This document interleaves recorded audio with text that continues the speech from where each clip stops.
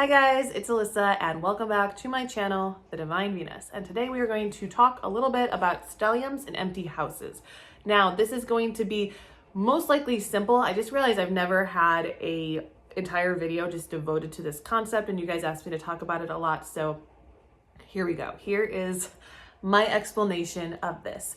Now to do this, I'm going to show you, I'm going to get on the computer. I'm going to get on the computer so we can just do this together. I'm on astro.com right now. This is me, Alyssa. We're going to click this chart and we're going to show you. So this is a Placidus chart. As I explained in my last video about Placidus versus whole sign, Placidus is a more psychological view of you. If you are into, say, more like philosophy, then you might look at a whole sign chart, which I'll show you really quickly just because we're here. Here's a whole sign chart. Hey, that's a whole sign chart. Now, if you look at my whole sign chart, I do not have any form of stellium. And the reason why is because I do not have 3 or more planets in one sign. However, I'm not a whole sign astrologer at this point looking at this for whole sign purposes. Right now, we would look at the stellium for psychological purposes. And you can see that I do have a stellium in the 7th house. I have a larger than 30-degree house, and therefore it covers Scorpio and Libra. We have Sun, Mercury, and Pluto as a stellium in the 7th house. This creates a pulled focus in the 7th house of other people, relationships, partnerships, open enemies, etc. I have a pulled focus. That's what a stellium is. Some people have like 20,000 million planets in one house.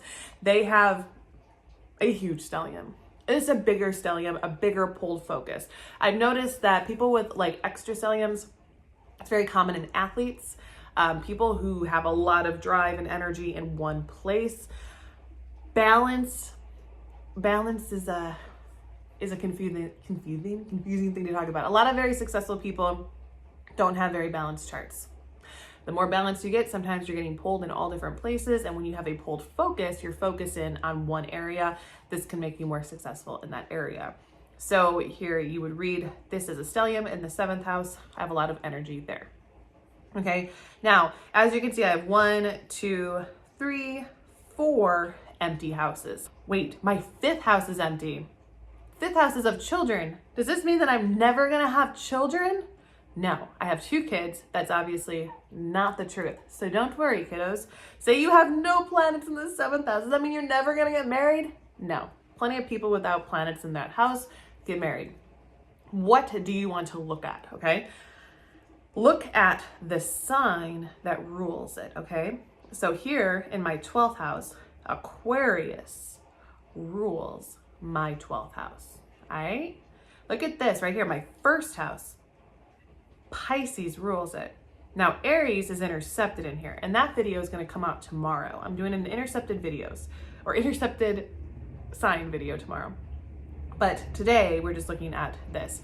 So, Pisces rules the 1st. Aries does not rule the 1st. It's intercepted. Just saying that again. Okay, guys? Also here, Libra does not rule any house. It's intercepted.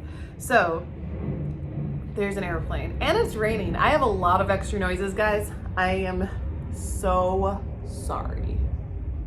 It's like really raining. Can you hear it? Okay, whatever. So I don't have any pulled focus here in the 1st and the 12th. I have no pulled focus in the 4th or the 5th. What am I going to do with these houses? Then the big thing that we are going to look at is the lord of this house, the real rulership of the house. So if Aquarius rules my 12th, that means that my 12th house plays out in the 9th house where Uranus is. Now, if you use traditional rulerships, that would be Saturn and be the 8th. I don't care if you do. So Uranus is in the 9th house in Sagittarius, meaning my 12th house plays out in my 9th. I have a 12th house. This is a house of losses, hidden enemies, can be dissolving. It's a very spiritual house. So in this area, it falls back into my 9th house, meaning all of that energy plays out in my 9th. Now, something very interesting you can see kind of quickly here is that my 12th house is about hidden enemies. All 12 houses are hidden enemies. 7th house is open enemies. I have a stellium in the 7th, but I have an empty 12th. And I actually normally don't have a lot of hidden enemies. I'm actually pretty much always aware of my open enemies, which is true because there's much more of a pulled focus there. Actually, my hidden enemies are probably existing, but I have no planetary energy going to look for them, okay? It's all about the open ones. It's very interesting. Like, I'm very aware of these things, but I'm unaware of things in my 12th house because there's no planets. There's nothing pulling me in there, and there's no planet dissolving inside of there. Doesn't mean that my 12th house is not valid. Kind of like my 5th house here. My 5th house has no planets in it. Nothing, there's no house ruler. On like the flip side, there's no house ruler going into my 5th. So none of these houses are playing out in the 5th. Meaning nothing goes out and plays into creativity, nothing plays into my talents, nothing plays into children in my life or pregnancies.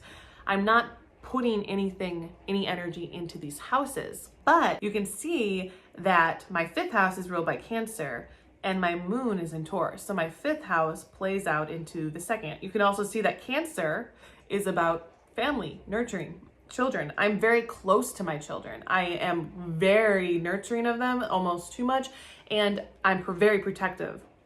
I'm like, don't let other people babysit them. I don't let people I have to really, really trust people to get close to my kids because this 5th house is ruled by Cancer. So that shows a lot about the way I am, not only with my children, but with my creations.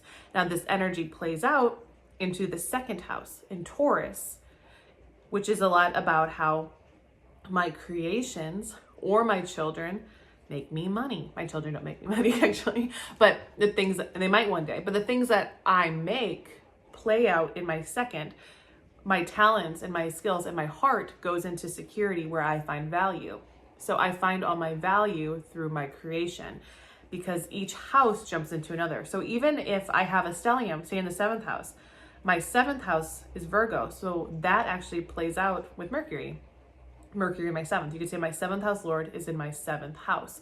So the stellium is added to because my 7th house plays in my 7th. And you can also say that there are 4 houses that play into my 7th house that act themselves out in this area. And that would be the one ruled by the sun, which is the 6th house, Leo. The 2 ruled by Mercury, which is actually, I have more than that because I have an interception. So I have my 7th house ruled by Mercury, my 3rd house, and my 4th house ruled by Mercury. So 3rd, 4th, and 6th houses and 7th houses are all in the 7th right there. And then I have Pluto rules my 8th. So my 8th house is also in the 7th. So 3rd, 4th, 6th, 7th, 8th, all those houses, all those areas of my life, because you got to look at a house is an area of your life. It's a life area. It's not playing out as you. It's how you play out your life in which places.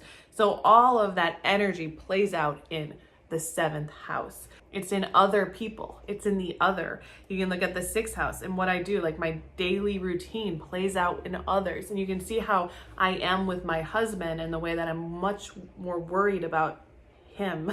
So if you have a lot of planets, a stellium, 3 or more planets, a lot more houses are playing out in that one house, pulled focus. If you have an empty house, it still works based on the sign that's there.